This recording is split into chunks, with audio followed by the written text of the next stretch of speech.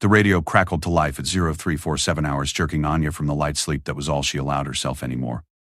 3 months of constant operations had taught her to wake instantly, completely alert, ready for action. Ghost Actual, this is Command. Priority target designation. How copy? Yegor grabbed the radio. Command, Ghost, Actual. Send your traffic. This is Jang. We have a problem. Intelligence indicates enemy has deployed specialist counter-sniper team to your sector, led by someone called the Hunter. Multiple friendly sniper teams have gone silent in the past week. Be advised, this individual has extensive combat experience and specifically requested assignment to eliminate you. Anya sat up, fully awake now. In 3 months of operations, she had eliminated 37 confirmed targets, disrupted countless supply operations, and become the most wanted sniper on the front. She had known this moment would come eventually. The Russians had finally decided she was enough of a threat to warrant sending their best. Understood, Command. Request additional intelligence on this Hunter. Negative information available. All we know is call sign and reputation. Suggest extreme caution and consider temporary relocation.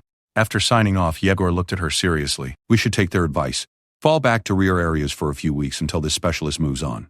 Anya shook her head. If we run, how many Ukrainian soldiers die while we're hiding? How many supply convoys get through because we're not here to stop them?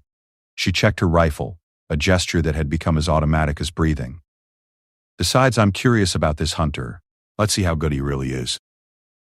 Their current position was the top floor of a bombed-out apartment building, with excellent sight lines across multiple approach routes. They had been here for 4 days, which was longer than usual, but the location was too valuable to abandon. From here, Anya could cover the main supply route the Russians used to reinforce their forward positions.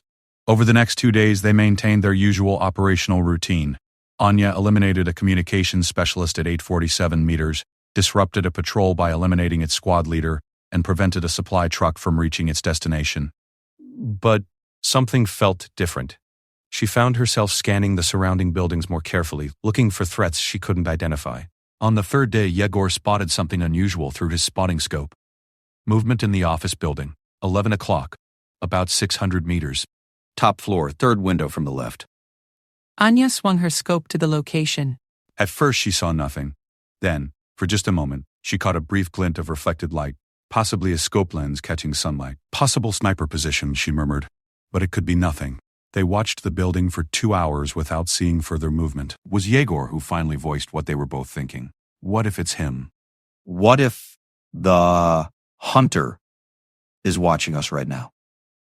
The thought sent a cold chill down Anya's spine. For months, she had been the predator, the one choosing when and where to strike. The idea of being hunted was deeply unsettling. But it was also, she had to admit, somewhat exciting. Finally, a real challenge. If he's there, he's good, she said. No movement, no unnecessary exposure. Professional. Maybe we should relocate, Yegor suggested again. No. If he's hunting me specifically, he'll just follow. Better to deal with this here, where I know the terrain. That evening, as darkness fell across the ruined city, Anya made a decision that would have horrified her instructors. Instead of maintaining her position or retreating to safety, she decided to go hunting. I'm going to get closer, she told Yegor. If there is a sniper in that building, I need to know for certain. That's insane. You'll be completely exposed crossing that ground. Not if I'm careful. Besides, he'll be expecting me to stay put, not to come looking for him. Moving at night through a war zone required skills Anya had developed through months of combat experience. She knew how to use shadows, how to move silently across debris, how to become invisible even in open ground. The journey to the office building took her nearly 3 hours, moving in short rushes between cover points. When she reached the building, she found evidence that confirmed her suspicions. Cigarette butts that were only a few hours old. Boot prints in the dust that hadn't been there yesterday. Someone had definitely been watching her position. But the building was empty now. As she made her way back to her own position, a terrible realization struck her. If the Hunter had been watching her building, had been watching her leave, then Yegor was alone and vulnerable. She moved faster, abandoning some caution for speed. I bobbed out that, when she reached her building and climbed to their floor, she found Yegor exactly where she had left him, still watching the street through his spotting scope. See anything? She whispered. Nothing. Quiet night. He paused, then looked at her strangely. How did you get back so fast? What do you mean? You left 20 minutes ago to check the stairwell. I've been timing you. Anya's blood turned to ice. Yegor, I've been gone for over 3 hours. They stared at each other in the darkness. If Yegor thought she had only left 20 minutes ago, and she had actually been gone for hours, then someone else had been in this room. Someone who looked enough like her in the darkness to fool her spotter. Where's my rifle? Anya asked, though she could already see the empty spot where she had left it. A voice spoke from the shadows behind them, calm and professionally polite. I have it. Please don't move. They turned slowly to see a figure emerging from the corner where their equipment was stored. He was wearing Ukrainian camouflage, but something about his gear was subtly wrong. The pattern was slightly off. The equipment was Russian-made. He was holding Anya's rifle with casual familiarity. You are the ghost, he said in accented English, younger than I expected. And you're the hunter, Anya replied, her mind racing through possible escape options. There weren't many men. Viktor Kozlov, formerly of the 3rd Separate Spetsnaz Regiment, currently freelancing. He smiled, but it didn't reach his eyes. I have been tracking you for a week. Very impressive work, by the way. Your elimination of Colonel Petrov was particularly well executed. Thank you, Anya said dryly. Professional courtesy is always appreciated. Kozlov laughed. I like you. In different circumstances, I might have offered to train you myself. You have natural talent that is quite rare. But these are different circumstances. No, they are not. His expression became serious. You have become too much of a problem. The bounty on your head is now significant enough to retire on. Yegor tensed, preparing to jump, but Kozlov barely glanced at him. Your spotter is not the target. He may leave if he wishes. I'm not leaving her, Yegor said firmly. Loyalty, admirable but foolish. Kozlov shrugged. Your choice. Anya studied her captor carefully. He was probably in his 40s, with the lean build and careful movements of an experienced soldier. His eyes constantly scanned the room, checking angles and escape routes even while holding them at gunpoint. Everything about him screamed professional. How did you find us? She asked. Pattern analysis. You are very good, but you have habits. You prefer positions between 3 and 5 stories high. You always have at least 2 escape routes. You never stay in the same position more than 5 days.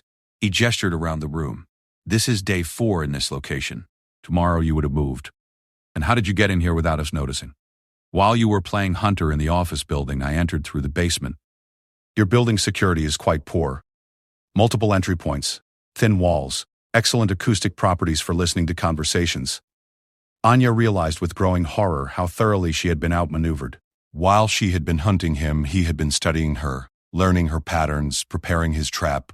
She had walked right into it, but something bothered her about the situation. Why are we talking? If you're here to kill me, why haven't you done it already? Kozlov's expression became thoughtful. Because I am curious. You are very young to be so skilled. Most snipers require years of experience to reach your level. You have done it in months. How? Anya considered her answer carefully. Every second of conversation was a second where something might change, where an opportunity might present itself. Motivation, she said finally. I saw what your people did to innocent civilians in my village. That gave me clarity of purpose. My people? Kozlov looked genuinely puzzled. I am not Russian, I am Ukrainian, like you. The words hit Anya like a physical blow. That's impossible. I was born in Donetsk. I served in the Ukrainian military for 15 years before the war in the East began. When my unit was disbanded in 2015, I became a private contractor. I work for whoever pays best. He shrugged. War is my business. Politics are irrelevant. You're fighting for the people who invaded your own country. I am fighting for money. The Russians pay better than anyone else at the moment. His tone was matter-of-fact, as if discussing the weather. Anya stared at him in disgust. You're a traitor. I am a professional. There is a difference. No, there isn't. Not when children are dying. For the first time, Kozlov's expression flickered with something that might have been emotion. Children have always died in wars. This is nothing new. It should be new to you. You should care enough to choose a side. Choosing sides is how soldiers die young. Staying neutral is how they grow old. The conversation was interrupted by a distant sound. Vehicles approaching from the east. Kozlov tensed, moving to the window while keeping his weapon trained on them. Your friends? Anya asked. No. Too many vehicles, wrong approach route. He frowned, listening carefully. This sounds like a Ukrainian patrol. Through the window they could see lights moving through the streets below. Definitely a military convoy and definitely heading in their direction. Someone had reported the presence of snipers in the area. Kozlov faced a dilemma. He couldn't safely extract from the building with a full Ukrainian patrol surrounding it. But he also couldn't maintain control of two prisoners while dealing with an external threat.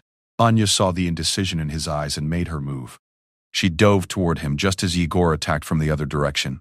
Kozlov was skilled enough to avoid being overwhelmed, but the distraction was sufficient for Anya to grab a grenade from his tactical vest. "Everyone stops moving right now," she said, holding the grenade with the pin already pulled, her thumb the only thing preventing detonation. "Including you, Unter." Kozlov froze, recognizing that any sudden movement might cause her to release the lever. "You are bluffing. You would die too." "Maybe. But you would definitely die, and I'd take that trade." Anya's voice was calm, but her eyes blazed with determination. "Drop the rifle." For a moment, they stared at each other, professional killers evaluating each other's resolve. Finally, Kozlov smiled slightly and placed her rifle on the floor. "Well played," he said. "Perhaps I underestimated your willingness to die for your cause. You underestimated everything about me." Anya kicked her rifle toward Yegor while maintaining her grip on the grenade. "The difference between us is that I'm fighting for something I believe in. You're just fighting for money." The sound of boots in the stairwell was getting closer. The Ukrainian patrol would be here within minutes. "What happens now?" Kozlov asked. Anya looked at this man who was skilled enough to hunt her, experienced enough to nearly kill her, but empty enough to sell his services to the highest bidder regardless of the cause. "Now you have a choice," she said. "You can try to escape and probably get killed by the patrol downstairs. You can surrender and spend the rest of the war in a prison cell, or you can remember that you're Ukrainian. You can remember that there are things worth fighting for besides money. You can pick a side that matters." Kozlov studied her face in the dim light filtering through the broken windows. Outside, the patrol was securing the building's perimeter. There was nowhere to run. "You think I can just switch sides?" "After what I have done, I think redemption is always possible for people who want it badly enough. But you have to want it." The sound of footsteps reached their floor. Ukrainian voices echoed in the hallway as soldiers cleared rooms one by one. In the end, Viktor Kozlov made his choice not because of money or tactics or professional considerations, but because a teenage girl with a grenade in her hand reminded him of something he had forgotten, that some things are worth dying for. When the Ukrainian soldiers burst into the room, they found two snipers and one former enemy contractor who had just volunteered to use his skills for a cause bigger than himself. 6 months later, Anya Petrova had become the most decorated sniper in Ukrainian military history. Her final tally would be confirmed at 87 enemy combatants eliminated, including 12 high-value targets whose deaths significantly impacted Russian operations. But perhaps more importantly, she had proven that heroes come in all ages, that courage can emerge from the most unlikely places, and that sometimes the most powerful weapon on a battlefield isn't a rifle or a tank or a missile. Sometimes it's the unbreakable determination of someone who refuses to let evil win, one precise shot at a time. The war would continue, but thanks to a young woman who answered a call to defend her homeland, the outcome was never really in doubt. When the final history of the conflict was written, they would remember many heroes, but none quite like the teenager they called the Ghost, who proved that size and age mean nothing when the cause is just and the aim is true. Sarah Chen never thought she would find herself crawling through mud at 4 a.m, but there she was, her face painted with camouflage moving silently through the darkness of the Virginia training grounds. The weight of her gear pressed against her shoulders, but she had learned long ago to ignore discomfort. Pain was temporary, but quitting was forever. She had been one of only 3 women selected for the Navy SEAL preparatory program, and after 18 months of the most brutal training imaginable, she was the only one left standing. The instructors had tried everything to break her. They made her carry logs twice her weight, swim in freezing water until her lips turned blue, and endure sleep deprivation that would drive most people to hallucinations. But Sarah endured it all. Growing up in a small town in Oregon, Sarah had always been different. While other girls played with dolls, she was learning martial arts from her grandfather, a former Marine who had served in Vietnam. He taught her that strength wasn't about size or gender, it was about heart and determination. When bullies at school tried to pick on her for being different, She quickly showed them that underestimating her was a mistake they wouldn't make twice. Her grandfather had been the one to suggest the military. "You have something special, Sarah," he had told her one evening as they practiced hand-to-hand combat in his backyard. "You have the kind of strength that can't be taught. It has to be born inside you." Those words stayed with her through every challenge, every moment when she wanted to give up. The SEAL training had been unlike anything she had ever experienced. The physical demands were crushing, but the mental warfare was even worse. Instructors would scream at her, tell her she didn't belong, that she was taking a spot from a more deserving man. They would make her do extra push-ups when she made the smallest mistake, force her to repeat exercises until her muscles screamed in agony. But Sarah had something her instructors didn't expect. She had spent years learning to control her emotions, to channel anger and frustration into focus and determination. When they yelled at her, she became calmer. When they pushed her harder, she pushed back even harder. She learned to swim underwater distances that seemed impossible, to shoot with deadly accuracy even when exhausted, to move through enemy territory without making a sound. The other trainees had mixed reactions to her presence. Some respected her dedication and skill, others resented her for breaking into what they considered their exclusive club. A few seemed determined to make her life as difficult as possible, hoping she would quit and leave them to train in peace. James Morrison was one of those who resented her. A tall, muscular man from Texas, he had grown up believing that combat was a man's world, and he wasn't shy about expressing his opinions. He would make snide comments during training, question her abilities in front of the group, and generally try to undermine her confidence at every opportunity. "She's going to get someone killed," Morrison would whisper to the others when he thought she couldn't hear. "When we're in real combat, we can't be worried about protecting some girl who couldn't cut it in the real world." But Morrison had made a critical mistake. He assumed that because Sarah didn't respond to his taunts, she was weak or intimidated. He didn't understand that she was simply choosing her battles, saving her energy for when it really mattered. She had learned long ago that proving herself through words was pointless. Results spoke louder than anything else. During underwater demolition training, Sarah had to plant explosive charges on mock enemy ships while holding her breath for nearly 4 minutes. The water was dark and murky, filled with obstacles designed to disorient and confuse. Many trainees panicked in these conditions, surfacing early or becoming lost in the maze of underwater structures.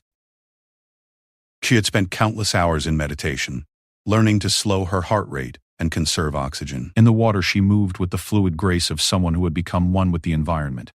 She placed her charges with surgical precision, navigating the underwater course with an almost supernatural sense of direction. When she surfaced after completing the exercise in record time, even the instructors were impressed.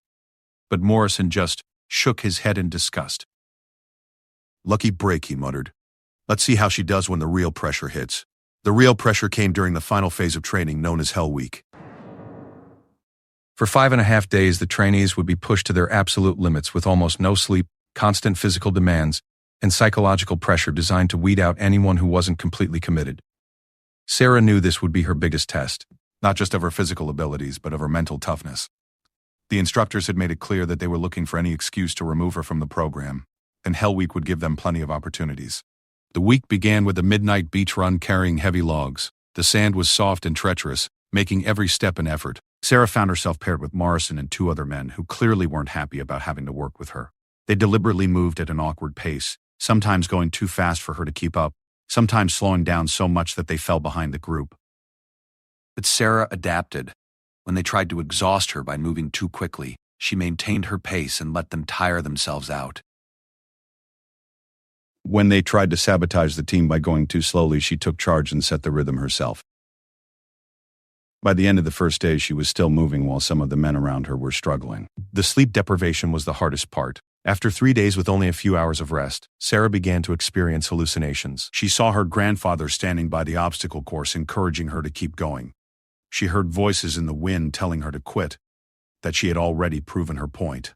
But she also heard something else, her own voice deep inside her mind, reminding her of why she was there. She wasn't trying to prove anything to the instructors or to Morrison or to anyone else. She was there because she knew she belonged. She had earned her place through sweat and determination, and no one was going to take that away from her. On the 4th day of Hell Week, during a simulated combat exercise, Sarah had her first real taste of what she was capable of. The exercise involved moving through a mock village, identifying targets and neutralizing threats while under fire from paintball guns. The instructors were playing the role of enemy forces, and they were not going easy on the trainees. Sarah's team was pinned down behind a concrete barrier, unable to advance because of heavy fire from a building about 50 yards away. The other members of her team were panicking, arguing about what to do next. Morrison was trying to take charge, but his plan involved a frontal assault that would have gotten them all killed in the exercise. Sarah studied the situation quietly. She had noticed something the others had missed. There was a drainage pipe that ran under the street leading directly beneath the building where the enemy was positioned. It would be a tight fit, and whoever went through it would have to move quickly and silently, but it could work. Without saying a word, Sarah slipped away from the group and made her way to the pipe entrance. The space was barely wide enough for her shoulders, and the pipe was filled with cold, murky water. But she had trained for exactly this kind of situation. She controlled her breathing, ignored the claustrophobic conditions, and moved through the pipe with the patience and precision of a hunting predator. When she emerged inside the enemy building, she found 3 instructors positioned at windows, completely focused on the team outside. They never knew what hit them. Sarah moved like a ghost, taking out all 3 with paintball shots before they could even turn around. The exercise ended with her team achieving their objective in record time. When the instructors debriefed the exercise, they couldn't hide their impressed expressions. But Sarah noticed that Morrison looked more angry than impressed. "Showboat," he muttered under his breath. Always has to be the hero. But Sarah wasn't trying to be a hero. She was simply doing what she had been trained to do. Assess the situation, identify the best course of action, and execute it flawlessly. It was what any good soldier would do. As Hell Week continued, Sarah's performance became impossible to ignore. She excelled in every exercise, maintained her composure under extreme pressure, and demonstrated the kind of mental toughness that the SEAL program was designed to test. By the final day, when only half of the original trainees remained, Sarah was clearly one of the top performers. The graduation ceremony was held on a gray morning at the naval base. Families and friends had come to watch their loved ones receive their certificates and move on to the next phase of their training. Sarah's grandfather had made the trip from Oregon, his chest swelling with pride as he watched his granddaughter stand among the elite group of graduates. But even in that moment of triumph, Sarah could feel the resentment from some of her fellow graduates. Morrison stood near the back of the group, his jaw clenched, clearly unhappy about sharing the stage with her. She could see in his eyes that this wasn't over for him. In his mind, she had taken something that didn't belong to her, and he wasn't going to forget it. After the ceremony, Sarah's grandfather pulled her aside. "I'm proud of you," he said, his weathered hands gripping her shoulders. "But remember what I taught you. The real test isn't the training, it's what comes after. There will always be people who want to tear you down, especially when you've achieved something they don't think you deserve. Stay strong, stay smart, and never let them see you coming." Sarah nodded, understanding the wisdom in his words. She had proven she could endure the official challenges of SEAL training, but she was beginning to realize that the unofficial challenges might be even more difficult. The men who resented her presence weren't going away, and they would be looking for any opportunity to prove that she didn't belong. As she packed her gear and prepared for the next phase of her training, Sarah reflected on how much she had changed since arriving at the base. She was stronger, faster, and more skilled than she had ever been. But more importantly, she had developed an unshakable confidence in her abilities. She knew what she was capable of, even if others couldn't see it yet. The advanced tactical training would be even more demanding than what she had already endured. She would learn advanced weapon systems, sophisticated combat techniques, and a kind of strategic thinking that separated good soldiers from elite warriors. But she was ready for it. She had earned her place, and no one was going to take it away from her. What Sarah didn't know was that Morrison and a few other graduates who shared his views were already planning something. They had been talking quietly among themselves, agreeing that something needed to be done about the girl problem in their unit. They couldn't fail her out of training officially, but they were beginning to think there might be other ways to make her understand that she wasn't welcome. As Sarah loaded her bags into her car and drove toward her new assignment, she felt a mixture of pride and anticipation. She had overcome every obstacle placed in her path, and she was ready for whatever came next. But in the back of her mind, her grandfather's words echoed, "Never let them see you coming." She would soon learn just how important that advice would be. 6 months into her advanced tactical training at Naval Special Warfare Command in Coronado, California, Sarah had settled into a rhythm that felt both challenging and natural. Every morning began before dawn with physical conditioning that would break most people, followed by weapons training, tactical exercises, and classroom instruction on everything from explosive ordnance to foreign languages. The base itself was a sprawling complex of training facilities, each designed to simulate different combat environments. There were urban warfare mock-ups that looked like Middle Eastern cities, jungle training areas with dense vegetation and hidden obstacles, and maritime facilities where trainees learned to operate in and around water in every possible scenario. Sarah thrived in this environment. Her scores on the shooting range consistently ranked in the top 5%. Her performance in hand-to-hand combat was flawless, and her tactical decision-making impressed even the most skeptical instructors. She had found her element, and it showed in everything she did. But the social dynamics of her unit remained complicated. The 24 members of her training class had been divided into 4 6-person teams for most exercises. Sarah found herself assigned to Team Delta, led by Morrison, who had somehow managed to position himself as the unofficial leader despite not being the highest-ranking member. The other members of Team Delta were a mixed group. There was Rodriguez, a quiet, competent soldier from New Mexico who treated Sarah with professional respect, but kept his distance from the politics. Williams was a young recruit from Detroit who seemed to genuinely admire Sarah's skills, but was too intimidated by Morrison to show it openly. Thompson was Morrison's closest ally, a man who shared his views about women in combat and wasn't shy about expressing them. The 6th member was Patterson, an older soldier who had been in the Navy for 12 years before applying for special operations.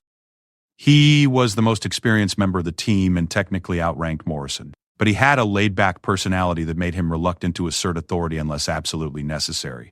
Morrison had been carefully building resentment within the team for months. He would make subtle comments about how team dynamics were different with Sarah present, how they had to modify certain exercises to accommodate her, how the instructors seemed to go easier on her because of political pressure from higher-ups. None of these claims were true, but Morrison was skilled at planting seeds of doubt. He would point out when Sarah received praise, suggesting it was undeserved. He would emphasize any mistake she made, no matter how minor.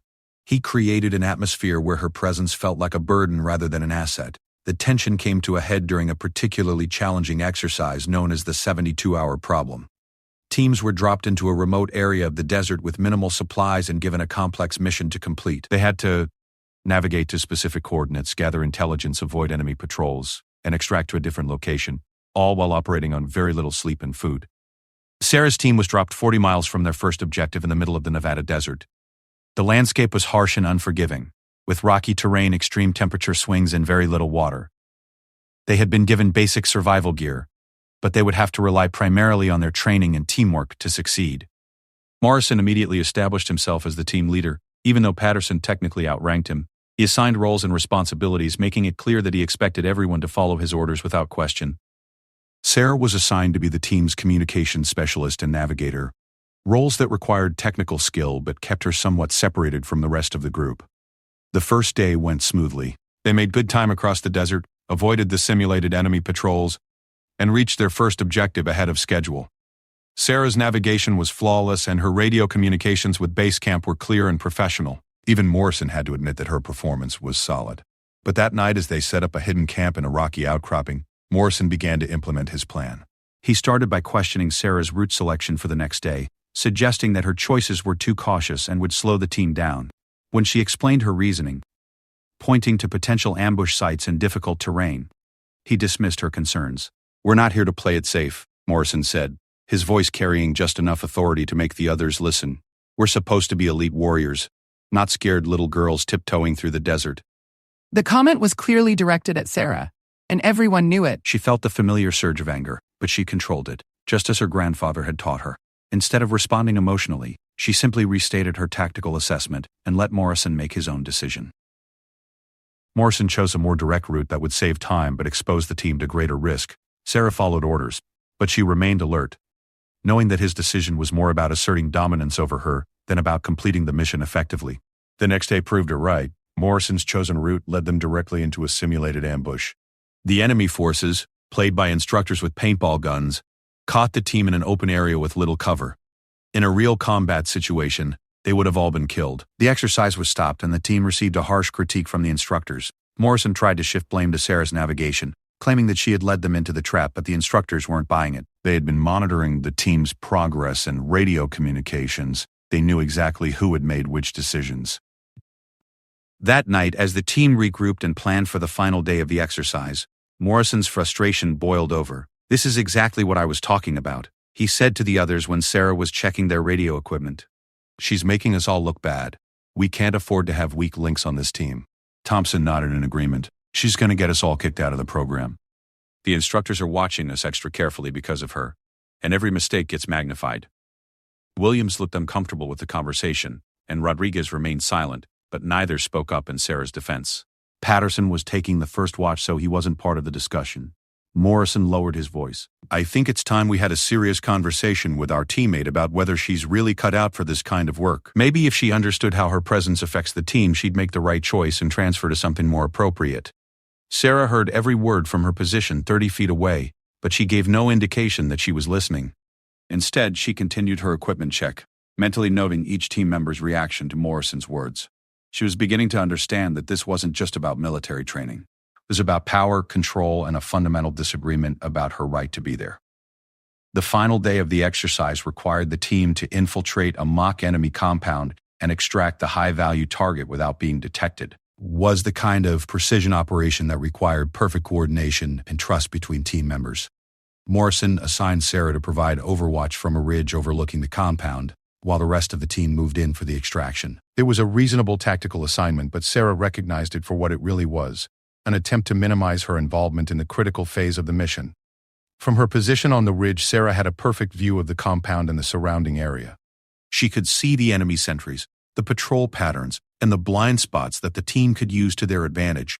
Her job was to provide intelligence and cover fire if needed. But as she watched Morrison lead the team toward the compound, she realized that he was making the same kind of aggressive, high-risk decisions that had gotten them into trouble the day before. He was choosing speed over stealth, pushing the team to move faster than the situation warranted. Through her radio, Sarah tried to warn him about enemy positions he couldn't see from ground level. "Delta Leader, you have 2 sentries moving towards your position from the east. Recommend holding position until they pass." Morrison's response was curt. "Negative, Overwatch. We're proceeding as planned." Sarah watched in growing alarm as the team walked directly into another ambush. The exercise ended with the entire team being killed and the mission failing completely. It was a disaster, and it would go on their permanent training records. During the post-exercise debrief, the instructors were particularly harsh in their criticism. They pointed out multiple tactical errors, poor communication, and a general failure to work as a cohesive unit. Morrison tried to deflect responsibility, but the instructors had been monitoring all radio communications and observing from multiple positions. They knew exactly what had happened. After the debrief, as the team prepared to return to base, Morrison finally confronted Sarah directly. "Your radio calls were distracting," he said. "You were making the team second-guess themselves instead of trusting their training." Sarah looked at him calmly.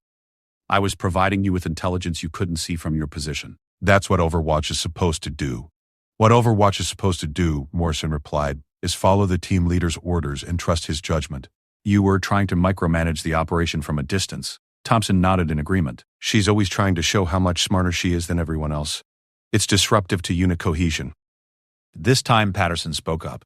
Actually, her radio calls were accurate. "We walked into ambush positions that she warned us about. Maybe we should have listened." Morrison turned on Patterson with surprising anger. "Are you taking her side? We're supposed to be a team, and she's making us all look incompetent." No, Patterson replied calmly. Our performance is making us look incompetent. She's been doing her job. Maybe we should focus on doing ours. The confrontation might have escalated further, but Rodriguez stepped between them. "We all screwed up," he said. "Let's figure out how to do better next time instead of pointing fingers." But Sarah could see that Morrison wasn't interested in doing better next time. He was interested in finding someone to blame, and she was the obvious target. She also realized that this conversation had revealed something important. Not everyone on the team was against her. Patterson, and possibly Rodriguez, were willing to judge her based on her performance, rather than her gender. That night, back in the barracks, Sarah reflected on what had happened.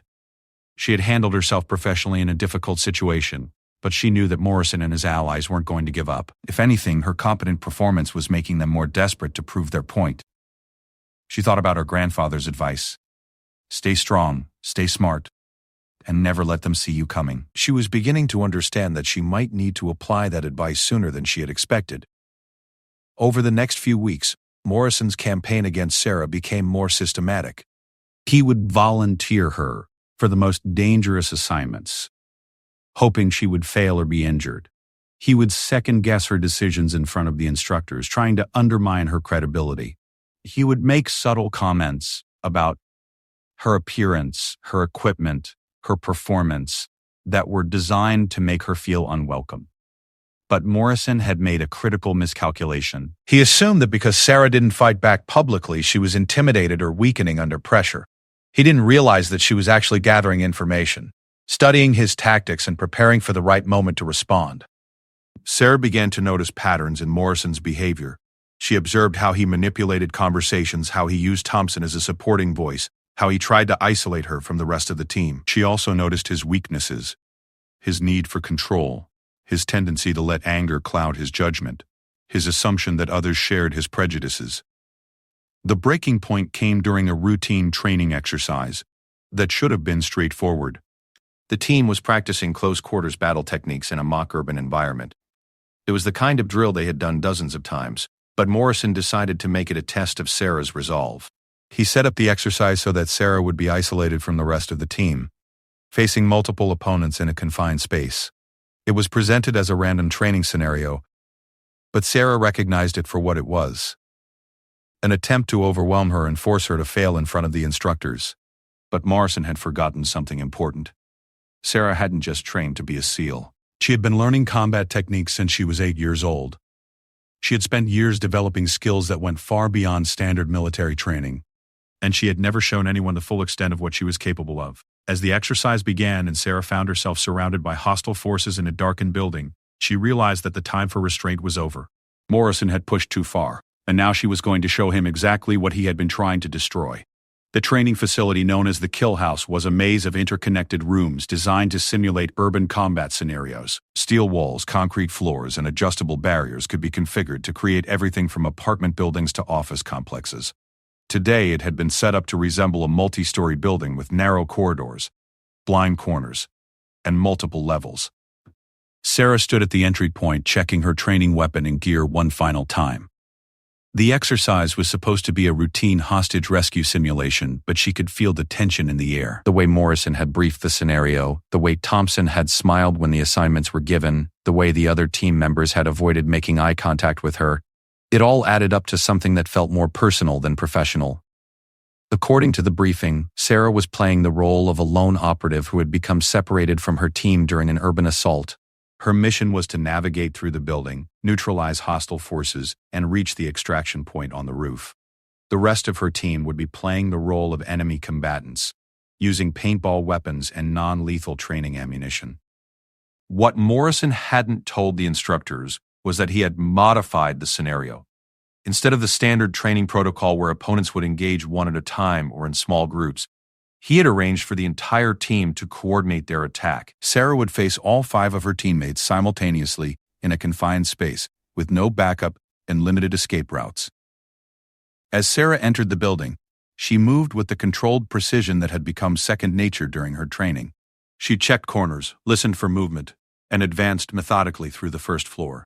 The building was eerily quiet, with only the sound of her breathing and the soft rustling of her gear. She found the first hostile on the second floor, positioned behind an overturned desk in what appeared to be an office.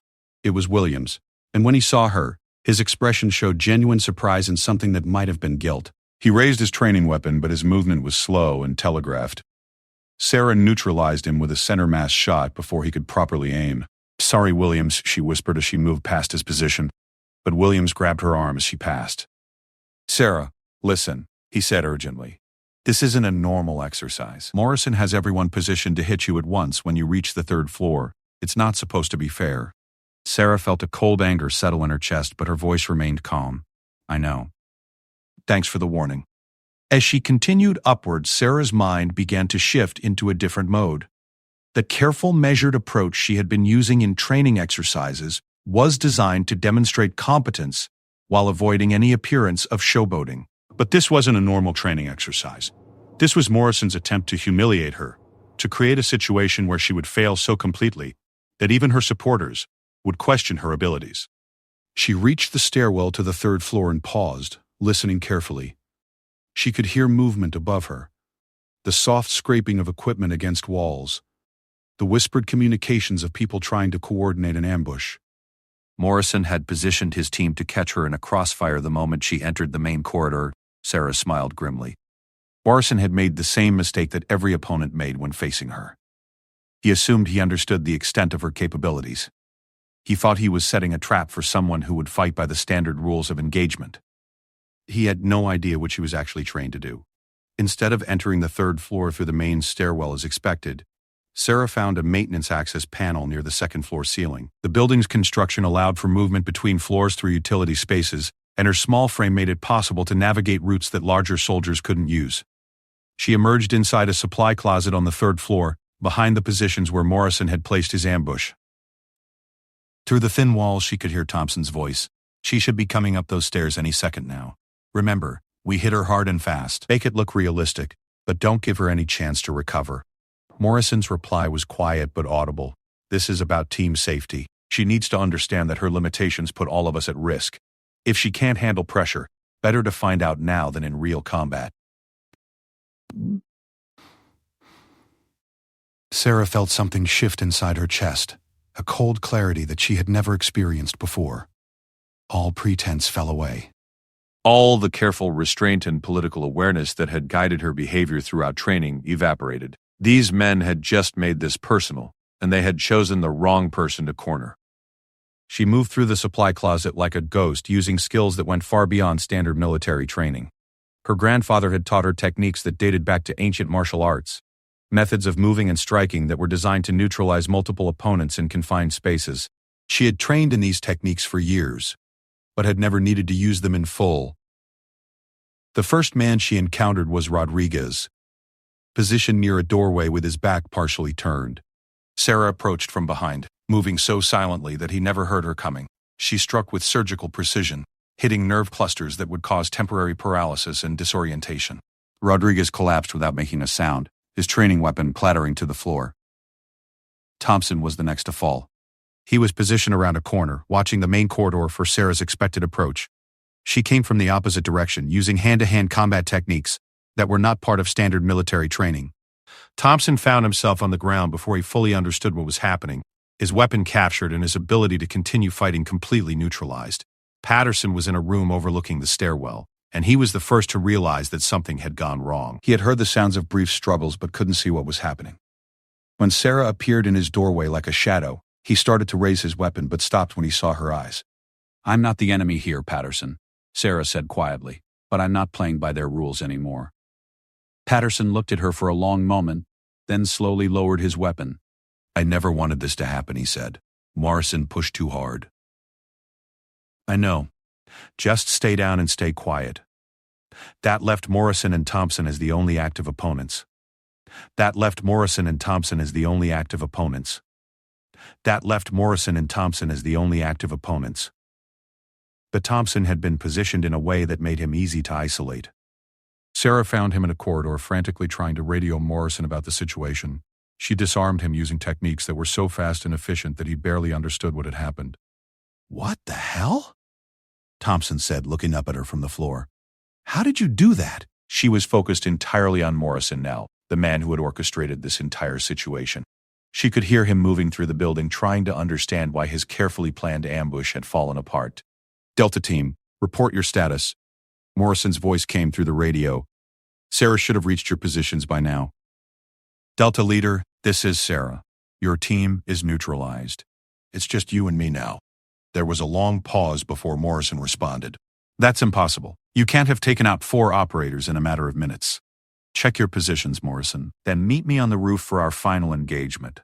Sarah made her way to the top floor of the building, but instead of using the obvious route, she climbed the exterior wall using window ledges and architectural features. Her grandfather had taught her these techniques during their training sessions in the Oregon wilderness, and she had refined them during her SEAL preparation. When Morrison reached the roof through the internal stairwell, he found Sarah waiting for him, perfectly calm and composed. His training weapon was raised, but he looked confused and angry rather than focused. "How?" he demanded. "How did you neutralize my entire team?" Sarah looked at him with an expression that was completely devoid of emotion. "You made the same mistake everyone makes, Morrison. You assumed you knew what I was capable of. You thought because I was quiet and professional that I was weak or limited. This was supposed to be a training exercise, Morrison said, though his voice lacked conviction. No, this was supposed to be a humiliation.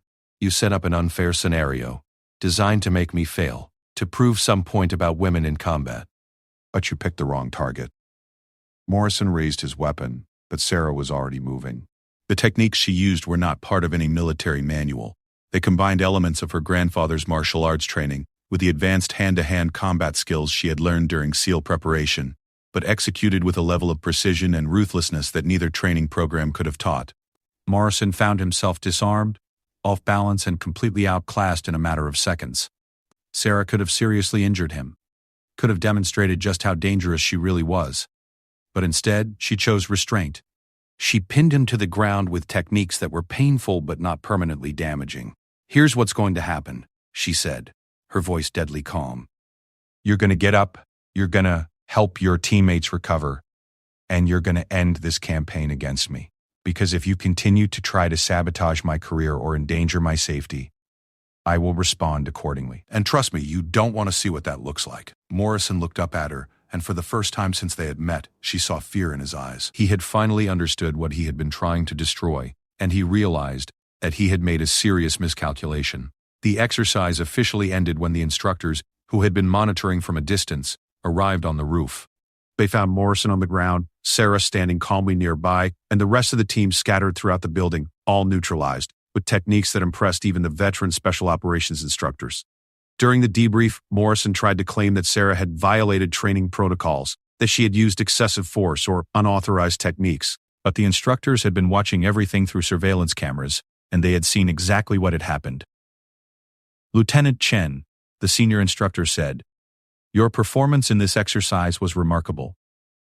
You adapted to an unexpected scenario, used tactical innovation to overcome superior numbers, and demonstrated the kind of mental toughness we look for in special operations personnel. Your methods were unconventional, but entirely within training parameters." He turned to Morrison. "As for you, Petty Officer Morrison, your decision to coordinate an unauthorized group assault was a serious violation of training protocols.